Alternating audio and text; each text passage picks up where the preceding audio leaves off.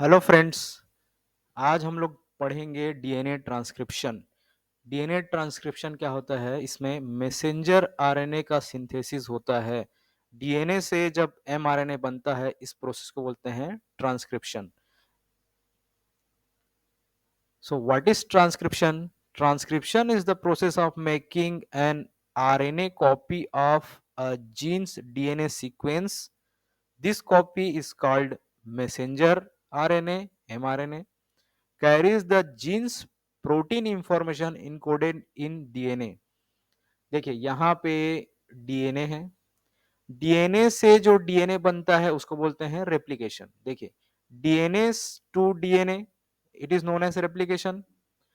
अब यही डीएनए से जब आरएनए बनता है, डीएनए से जब आरएनए बनता है उसको बोलते हैं ट्रांसक्रिप्शन.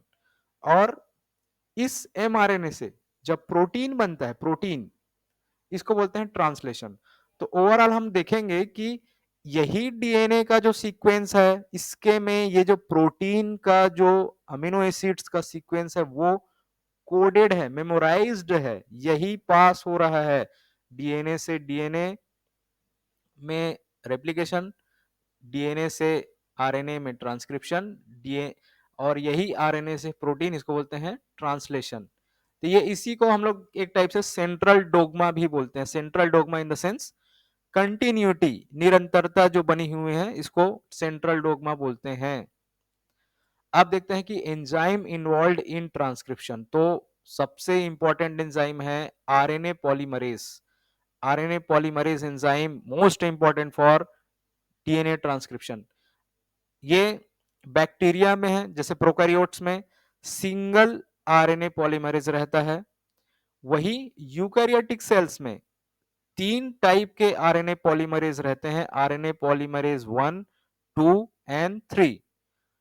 यहां पे देखिए, RNA polymerase 2 is the most studied of this enzyme and is responsible for transcribing most of the genes, essentially all protein coding genes. और RNA polymerase 1, RNA polymerase 3 transcribing specialised RNA coding jeans.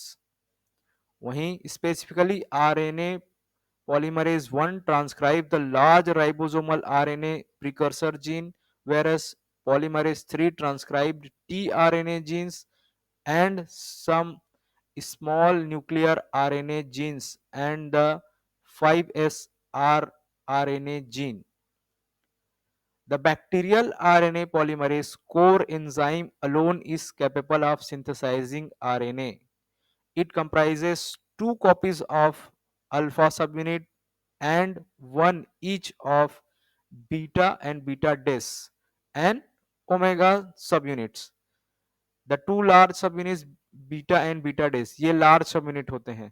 Overall RNA polymerase में alpha, beta और omega ये सब units रहते हैं. अब देखते हैं कि जो ट्रांसक्रिप्शन इनिशिएट होता है किसी भी बैक्टीरिया में, उसके जीनोम में, तो कहीं से भी स्टार्ट नहीं हो जाता. उसके लिए पर्टिकुलर सीक्वेंस रहते हैं, उस जगह में ही स्टार्ट होता है. उसी को बोलते हैं transcription unit.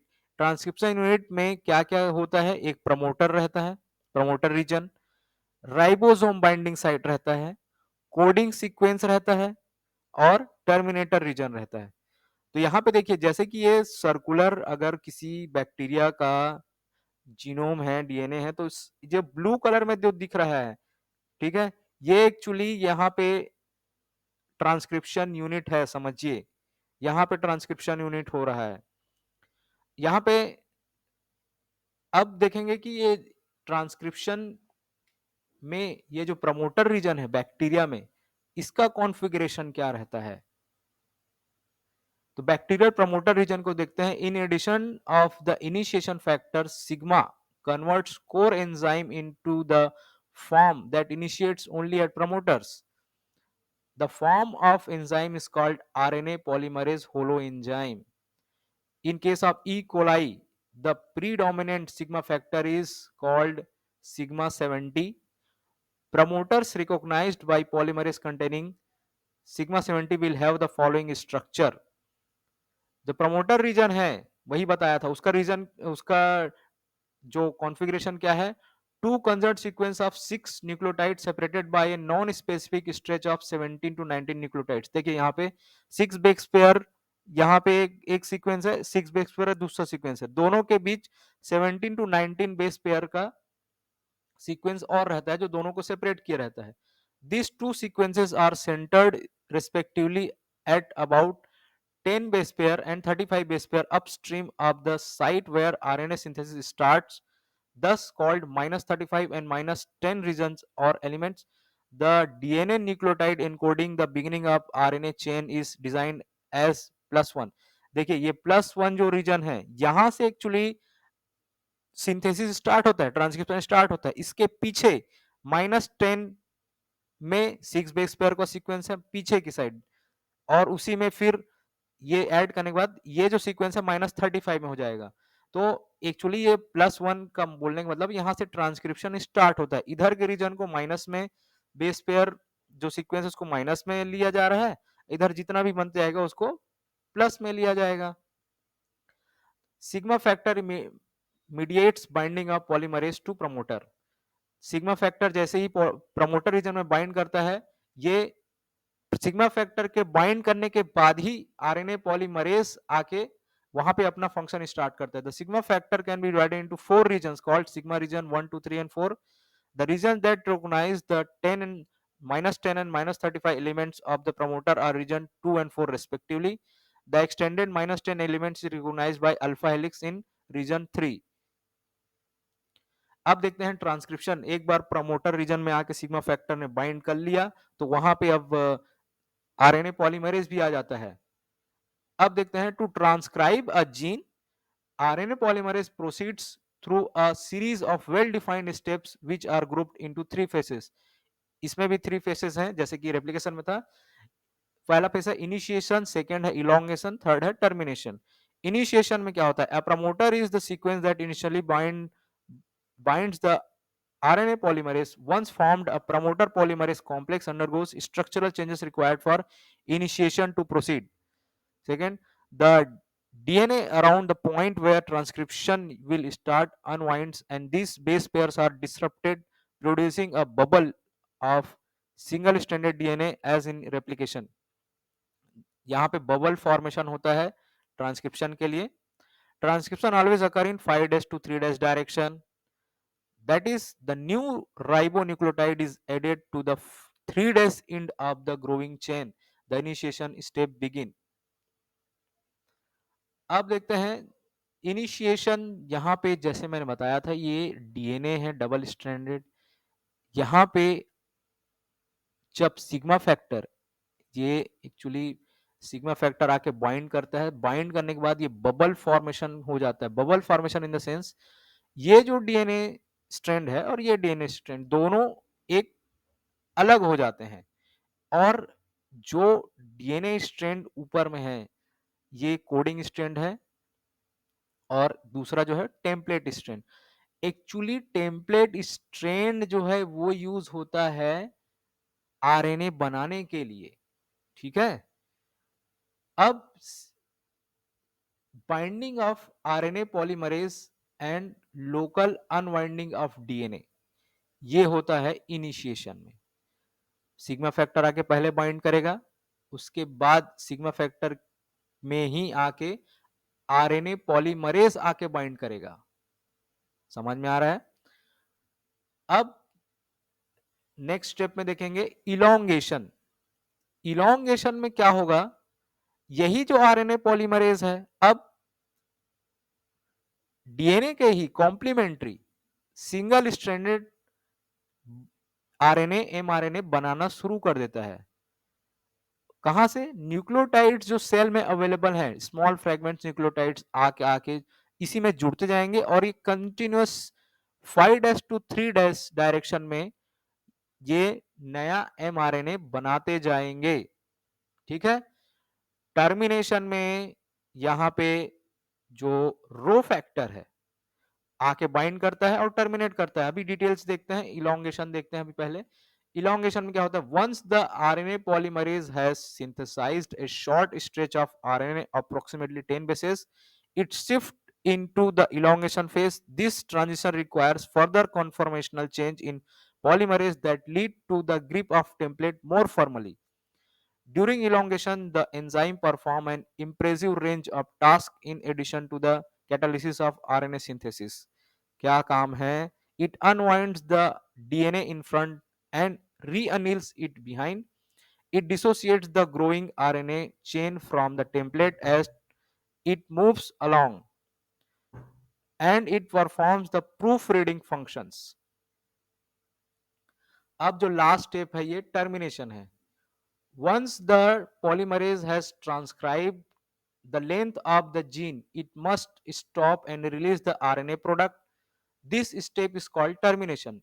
Sequences called terminators trigger the elongating polymerase to dissociate from the DNA and release the RNA chain it has made.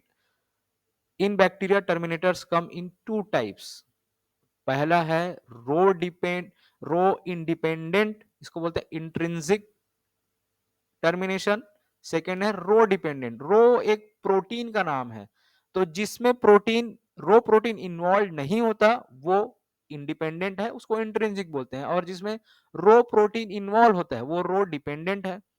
अब इंट्रिंसिक या रो इंडिपेंडेंट में कैसे होता है, यहां पे एक सीक्वेंस रहेगा, वो आके बाइंड कर लेता है और टर्मिनेट हो जाता है.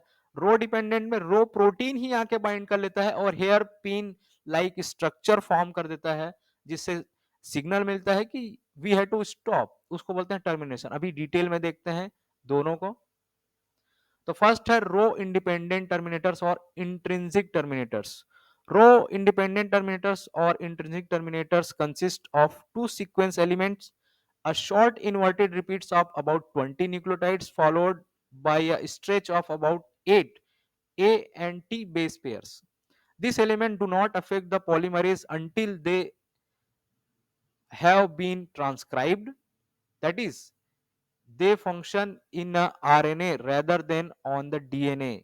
Thus, when polymerase transcribes an inverted repeat sequence, the resulting RNA can form a stem loop hairpin structure by base pairing with itself.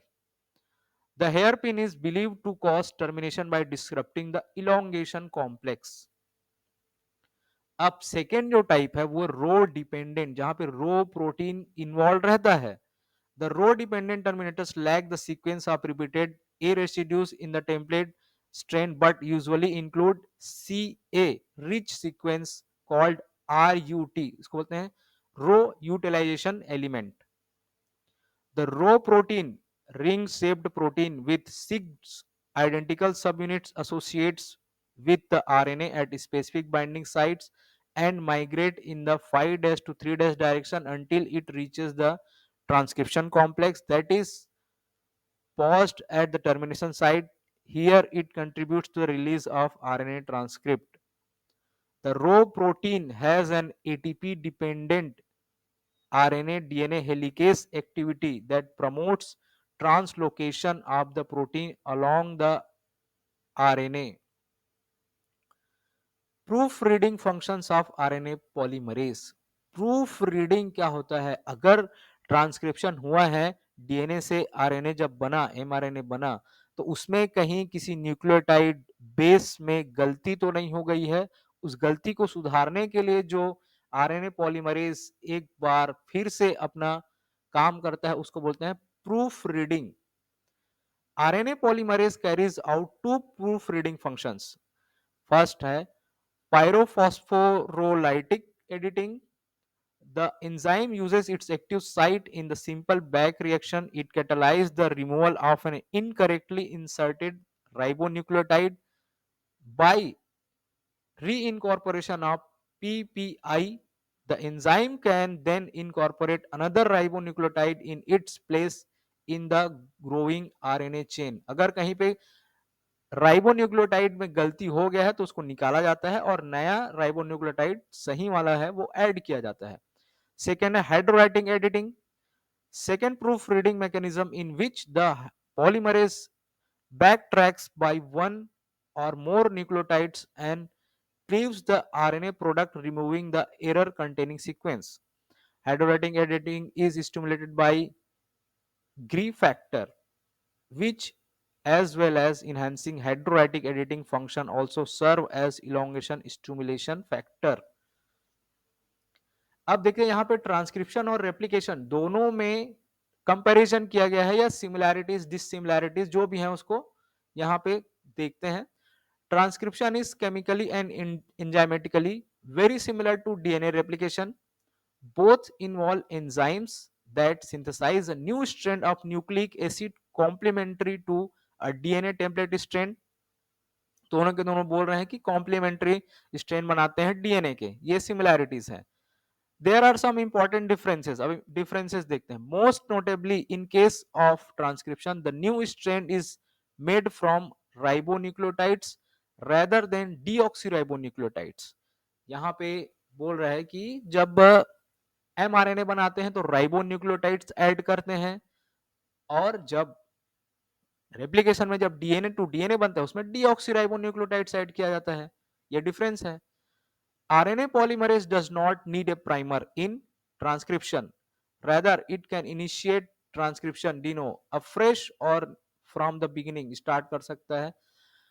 DNA transcription में प्राइमर का जरूरत नहीं है.